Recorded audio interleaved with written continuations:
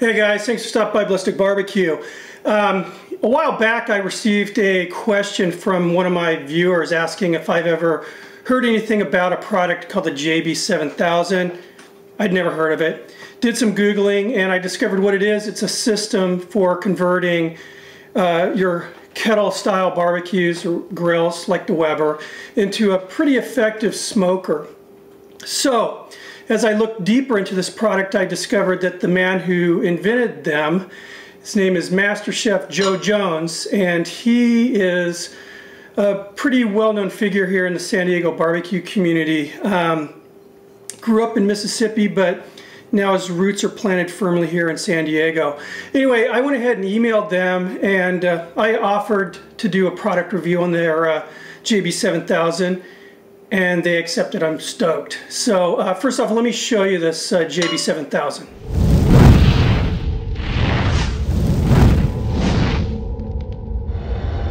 So here it is, guys, the JB7000. Massive piece of steel here. This entire system's manufactured from 3/16" steel.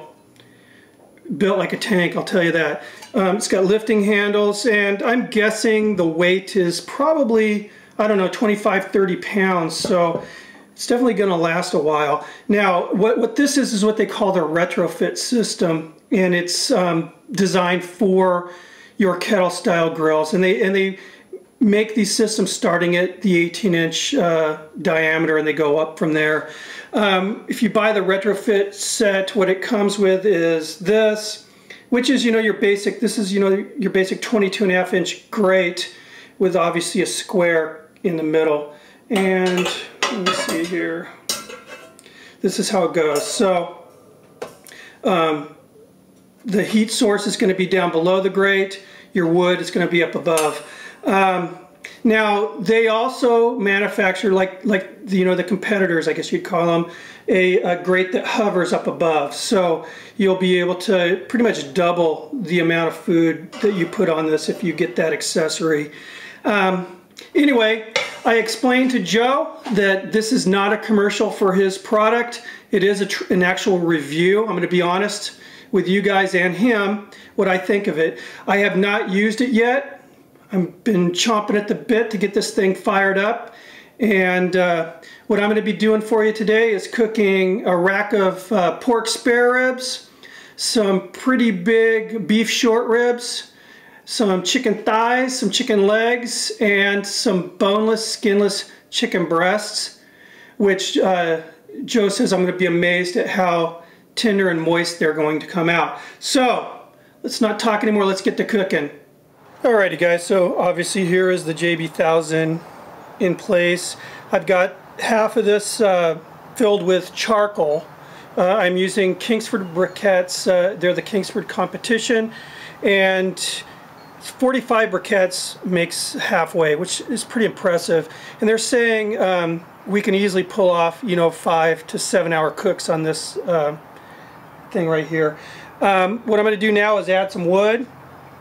I'm going to be adding pecan, and what I'm going to do is just let that start to heat up the wood, and then I'll close the lid. Alright, I'm getting a little bit of popping in there, so that's my cue to shut the lid here. What I'm going to do now is add the ribs. Now JB's got cooking times that he's calculated for all these meats. He's saying 3 hours for these pork spares, so I'm going to go 3 hours. Now, the short ribs that I got, those are monsters. I mean, they're pretty thick meat short ribs. He's calculating 1.5 hours. I'm going to kick it up to 2 for those. So, I'm going to get the lid on. Alright, right now I've got the top damper fully open and the bottom fully open. I'm looking for temperatures ranging from 300 degrees to 275. I'm just going to watch my thermometer here, and once it starts to reach my target temp, I'm going to start adjusting on the bottom. I'm going to leave the top fully open. See you in a bit. Alright guys, just a little update. Put the lid on, and within 5 minutes I was pegged it right at 300 degrees, and it's running really stable right now. So, I'll see you in a bit when it's time to put those beef short ribs on. Alright guys, So, it's been running this JB7000 for 1 hour. So far, no problems whatsoever. It's been running 300 degrees, just very stable. What I'm going to be putting on now is beef short ribs. Check this thing out. Now this is actually flank and cut, so it's cut, you know, across the bone, but it is hefty. Now again, on you know, JB's cook time, he's saying 1.5 hours, but just because of how huge these are, I'm going to run them 2 hours. Then I got this this piece here, which is actually one whole bone running through, but a lot of meat. All right. Still got plenty of wood in there. This thing is very efficient. You go ahead and put that lid on, and I'll see you in a bit when it's time to put that chicken in. Alright guys, so it's been 2 hours now. Some gorgeous looking color on this meat. We're going to go ahead and put on some chicken. Yes, this is butter, in case you're wondering.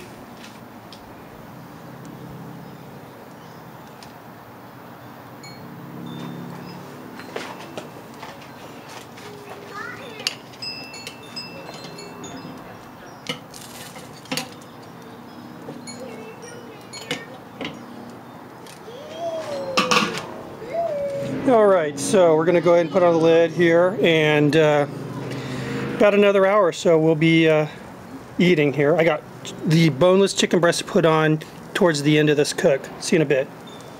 Alright guys, we are 2 hours and 40 minutes into the cook, and it is time to put on these chicken breasts here. Let's see, go this way I guess. Now, one thing I wanted to point out, and it's one of their selling points over there, is I haven't flipped anything on this cook yet, and we didn't have to. If you notice, just the design alone, the heat and the smoke distribute from the top and the bottom, which, as a smoker, that's something we try to you know, accomplish through our tuning plates on our pits. So it's just an awesome design. It's heavy steel too, so saturated with heat. I've been running a constant 300 this whole cook. So anyway, I'm going to cook these about 20 minutes and then we should be done. So I'll see you in a bit. Alright guys, so food is done. Just look at this, man. I'll tell you what, I'm pretty happy with what I'm seeing. Cannot wait to get my teeth into that. The chicken breast ended up taking a little longer than I expected. I think it's just because of the, these are pretty big chicken breasts. Ended up going about 7 minutes longer. But everything else, wow. Okay, what I'm going to do now is get this in the house. We'll let it rest a little bit, and then we'll cut some of the stuff up. Let's look at some smoke rings, do some tasting, and talk about the JB7000. Alright guys, it's time for where the rubber meets the road here. First of all, I can tell this beef is really, really tender. Wow. Gorgeous smoke ring. I mean, look at that. Just extremely tender. See those pork ribs. Let me see here. Cutting into the bone there. Hold on here. There we go. Again, beautiful smoke ring. Look at that juice.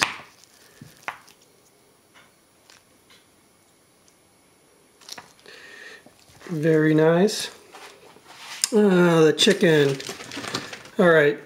It's boneless, skinless chicken breast. Now I did, you know, after I took it off the pit, hit it with some sauce.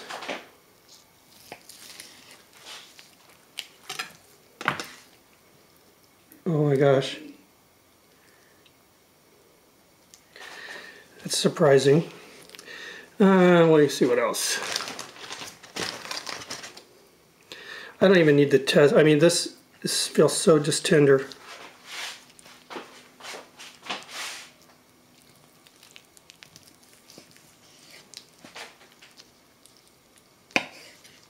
Again, beautiful smoke ring. Juicy as all get out. Nice. All right, so we'll sum this whole review up. All right, guys, I'm going to make this quick. I just wanted to give you my thoughts on the JB7000.